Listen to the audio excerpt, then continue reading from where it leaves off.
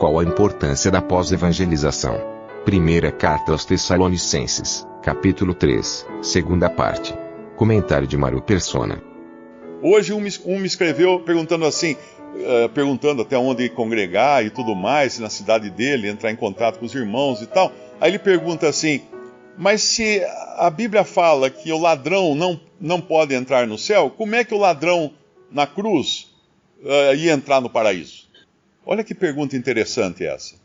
A resposta é porque ele se converteu, porque os seus pecados foram todos perdoados. Mas uma pergunta de uma coisa tão básica que a gente tem que entender que muitos desses que chegam não conhecem ainda as coisas básicas da fé. Então seria bom nós prepararmos missionários, dar um curso de missões para eles, dar um curso de teologia para alguns irmãos, para eles poderem sair e visitar, e tendo então esse curso, esse diploma, essa preparação, e não é isso. Não é assim que funciona. Não existe clericalismo no cristianismo. Paulo, sim, dizia para Timóteo o que ele tinha aprendido, passar para homens idôneos. Ele fala numa das suas cartas que passasse, que ensinasse homens idôneos. Mas isso não é fundar a escola de teologia, como alguns argumentam, né? Já vi pessoas argumentarem que não, isso é por isso que escolas de teologia são baseadas naquele versículo que Paulo fala para Timóteo ensinar os idôneos. Então nós fundamos uma escola de teologia para ensinar homens idôneos. Não é isso, porque esses homens idôneos não são nem sempre idôneos. Eles apenas pagando uma mensalidade e pagando a inscrição, eles vão ser ensinados e vão sair dali com o título de pastor. Então não é isso que Paulo estava falando. Aqui então, ele vai mandar uma pessoa que não tem nenhum título. Veja o versículo 2. E enviamos Timóteo, nosso irmão e ministro de Deus, porque ele ministrava da parte de Deus. Simples isso. Ele não era formado, não tinha um diploma de ministro. Ninguém chamava Timóteo, ministro Timóteo, reverendo Timóteo, vem aqui, pastor Timóteo. Não tinha isso. Ministro de Deus e nosso cooperador no Evangelho de Cristo, para vos confortar e vos exortar acerca da vossa fé. Olha que coisa linda isso. Ele era um Timóteo, um jovem, simplesmente isso, cristão, que tinha aprendido muitas coisas com Paulo também. Mas quando nós lemos lá em Atos 9, por exemplo, nós vamos encontrar que Paulo, recém-convertido, quem o Senhor Jesus coloca para conversar com ele? Pedro? O outro apóstolo? Não. Coloca um homem simples, um discípulo. Um discípulo simples, que não era um atuante na obra ou qualquer coisa. Um discípulo que vai lá então conversar com Paulo e é a primeira porta de entrada através do qual Paulo agora vai conhecer as verdades da fé cristã. Então, para vos confortar, no versículo 2 de 1 Tessalonicenses, para vos confortar e vos exortar acerca da vossa fé, para que ninguém se comova por essas tribulações, porque vós mesmos sabeis que para isto fomos ordenados. Ele deixa muito claro aquilo que já falava lá em Atos 14, né, que por meio de muitas tribulações nos importa entrar no reino de Deus. Mas aqui é interessante que são duas palavras que ele coloca, para vos confortar e vos exortar. O conforto nem sempre vem com palavras. Eu sempre me lembro dos amigos de Jó. Eles estavam indo muito bem até abrirem a boca.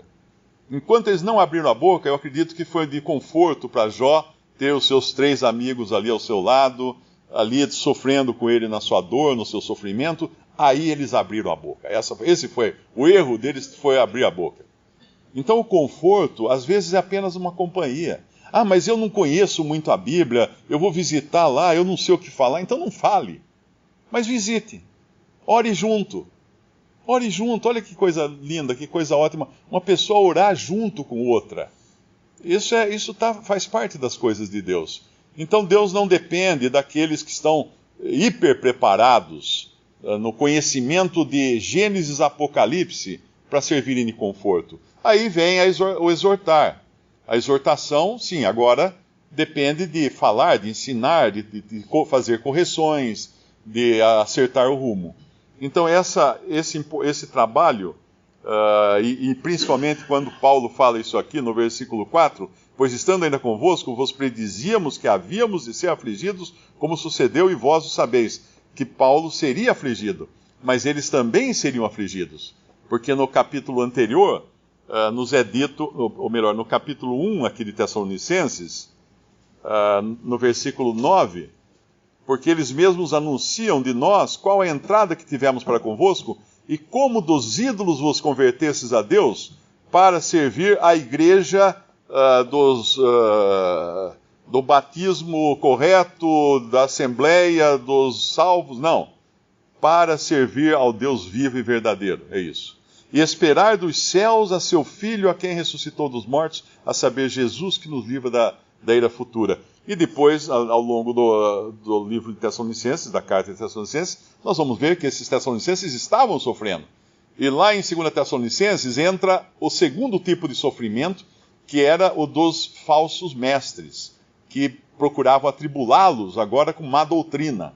Então existe aquele sofrimento que vem do mundo, da antiga esfera em que frequentávamos antes da conversão, e daí vem o sofrimento daqueles que, dizendo-se irmãos, saindo do meio de vós, como Paulo fala numa outra carta, do meio dos próprios que se diziam cristãos, vão querer então conturbar a fé dessas pessoas. E aí qual é a solução para isso?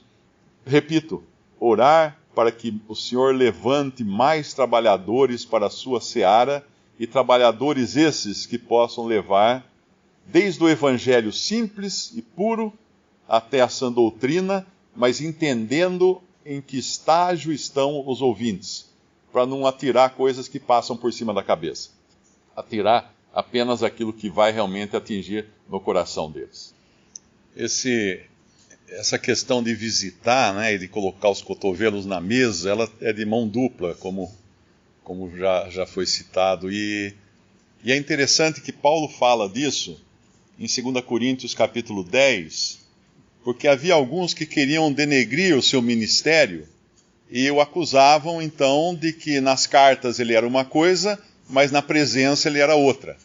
Então, do mesmo modo que quando nós visitamos um irmão ou uma assembleia, nós podemos descobrir que a coisa não estava bem exatamente do jeito que estava na correspondência que a gente tinha com eles, o inverso também é verdadeiro.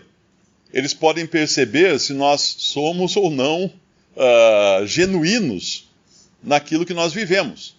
Porque pelas cartas, legal, o cara era joia, não sei o quê. Eu vi o vídeo dele na internet e tal. Aí chega lá, é uma decepção, né? Então é muito importante que aqueles que trabalham na ministração da palavra sejam coerentes no seu andar, na sua vida, na palavra que falam. 2 Coríntios capítulo 10, versículo 10. Porque as suas cartas, dizem, são graves e fortes, mas a presença do corpo é fraca e a palavra desprezível. Pense o tal isto, quais somos na palavra por cartas, estando ausentes, tais seremos também por obra estando presentes. Isso é importante entender, que aquele que trabalha no campo, ele deve ser coerente na sua vida, nos seus atos, na sua maneira de ser, porque às vezes você consegue fantasiar, né, usando meios de comunicação. Na época de Paulo era cartas. Hoje você tem até vídeos, né? Você tem até vídeos que você pode produzir o vídeo. Você pode até trocar o seu rosto no vídeo. Já existe tecnologia para isso. Você pode pôr o rosto de uma outra pessoa no seu vídeo para tentar impressionar. Então, é preciso que aqueles que saem em campo sejam exatamente aqueles que correspondem com esses irmãos, para não existir uma decepção e para não causar com isso dano maior, às vezes, do que não ir visitar. Porque às vezes a gente pode saber também que há irmãos que, às vezes, apressados em entrar em campo para visitar assembleias, visitar irmãos, aí trocam os pés pelas mãos e às vezes causam mais escândalo, mais problema do que se não tivessem visitado.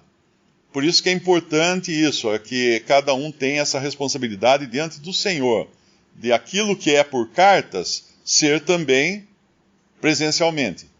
E lembrando, Cristo sempre é o que nós apresentamos. Nós não apresentamos a nós mesmos, nós apresentamos a Cristo. Eu tenho um problema muito grande com isso pelo fato de usar mídias eletrônicas, internet, redes sociais, vídeo, áudio, tudo isso. E muitas vezes a pessoa se apega à imagem e não à palavra que é pregada.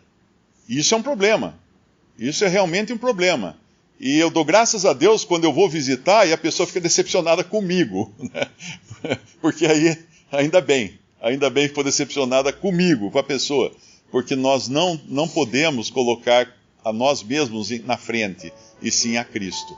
E Paulo deixava muito claro que ele era coerente tanto naquilo que ele escrevia, quanto na sua visita presencial, naquilo que ele falava.